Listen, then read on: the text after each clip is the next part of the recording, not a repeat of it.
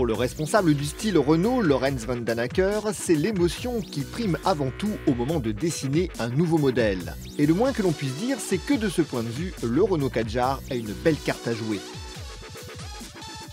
Le nouveau venu a fière allure avec sa face avant robuste, ses flancs creusés ou encore ses passages de roues généreux. On apprécie également sa nouvelle signature lumineuse en forme de C et ses jolies jantes de 17 ou 19 pouces. Malgré ses feux à effet 3D, l'arrière de l'auto remporte moins de suffrages, mais dans l'ensemble, il s'agit d'un beau produit à même de séduire une large clientèle.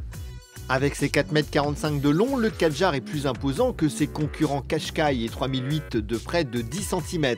C'est évidemment la principale raison pour laquelle il dispose d'un volume de coffre supérieur, allant de 527 à 1478 litres, banquette arrière abaissée.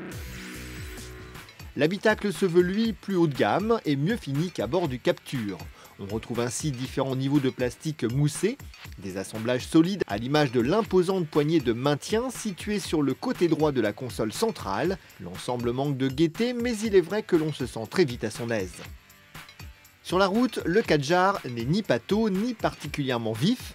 Il est tout simplement bon, à l'instar du Nissan Qashqai, avec qui il partage sa plateforme. Bien installé derrière le volant cuir à 3 branches et méplat, vous apprécierez son grand confort et la sérénité qu'apporte son comportement. Malgré son gabarit et son côté haut sur pattes, il gère parfaitement ses prises de roulis et accepte d'être bousculé si la situation l'exige, sans occasionner la moindre frayeur. Seul véritable bémol, il pâtit d'une insonorisation plutôt moyenne pour la catégorie. Côté moteur, nous avons été déçus par le bloc essence 1,2 litre énergie TCE 130 chevaux. Trop gourmand avec près de 9 litres de consommation moyenne relevée, il manque cruellement de souffle et rend les dépassements compliqués. Le 1,6 litre DCI 130 chevaux, déjà à l'œuvre sur de nombreux modèles Renault, est lui toujours aussi agréable à emmener, avec son couple disponible sur une large plage d'utilisation, ses accélérations vigoureuses et son appétit modéré. Au final, Renault profite de son arrivée tardive sur le segment des crossovers de taille moyenne pour nous proposer un produit particulièrement abouti.